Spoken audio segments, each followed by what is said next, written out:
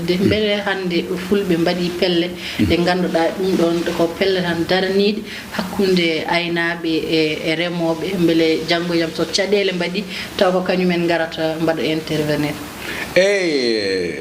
den pelle de godani dina wayno ko boyani ko mine Abou Samba Diop e mawdo gorko no wiya Ibrahima Ba homme d'affaires min denti min mbadi fedde wande non min mbadi fedde nde nde wiyete ko fedde nde wiyete ko fayida fayida o FO ko fedde andube yibbe dental andinobe rendi non woni fayida e fedde nde yidi ko janginde pular taw janginta ko entabe cuulon tokson hade mumen yaade école français wala arab jangine pular fina tawaji men jimi men tindi men fodde hay sino ko duubi didi hawra ngil sungil hanti bendi nawtanobe jardin be dum tan woni don jardin tan woni suudu entabe min ci ngon miiju ewa min pawi hen sagatabe worbe no ngodi bibbe fulbe jangoybe nawnobe jangoydude qur'ana jangi ha goddo e dogi ngoppi jango yaani ton jawti be hen gaynaka wawa régler problème mumen ko dum tan gandi min mbada ben don min mbada feere min keptabe min mbada be e dude e be janga pular taw kadi don meccal na jange don be janga musique be janga menuiserie maçonnerie ko way non taw mbaaw jango jam jogaade métier te jiidani tan jangude qur'ana de bolde walla aynude de be keba métier godde sabu dum no ngakkiri leñol gol wallahi ina ngakkiri leñol gol sabu leñol gol min kam mi andi dum gila ko boys de Allah wurtiri be gaynaaka so wurtuno be technique asde leydi ndi fewndude hunde ko haralleebe ngandi dino mojjino feewi be tawanno ko leydele de jawti yehi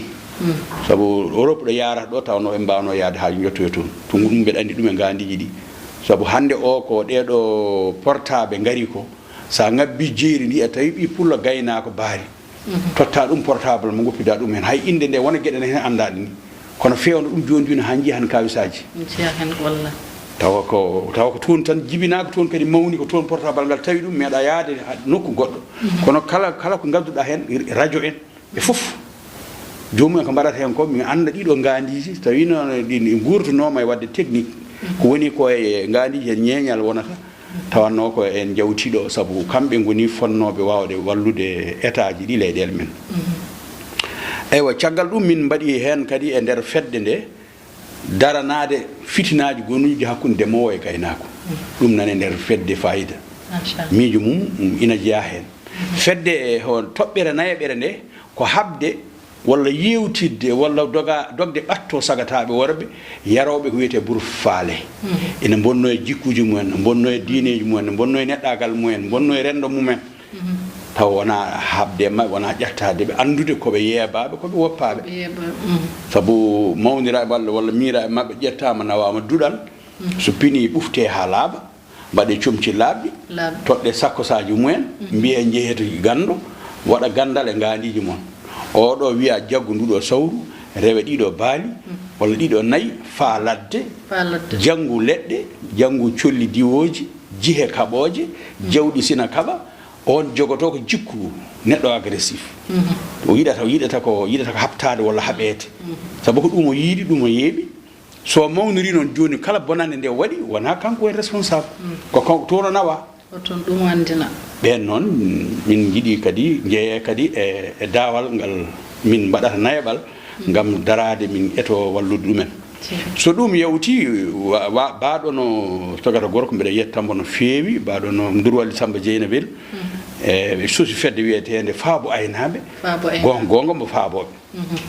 wallahi sabu min mbede jogi miiju mango faati aynabe kono mbede andi min ngarmi de gaynaka nawrumi hen ko ndemaka sabu fitinaaji burdi rendinde fulbe ebe ngona fulbe hoddi mabbe der Afrique fitinaaji ko di kewi ko fop buri hen hewde ko demowo e gaynako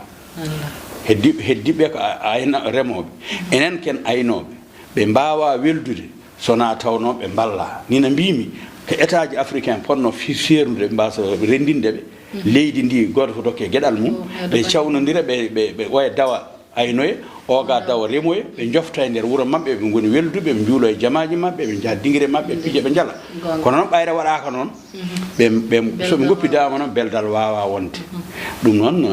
eɗen jetta ɗon miñimen on durwalde Samba Diény beele e wondiɓe muɗum watɓe faabo aynaɓe mbeɗa andi kam ɓe etima eɓeni eto no fewi boom wallude aynaɓeɓe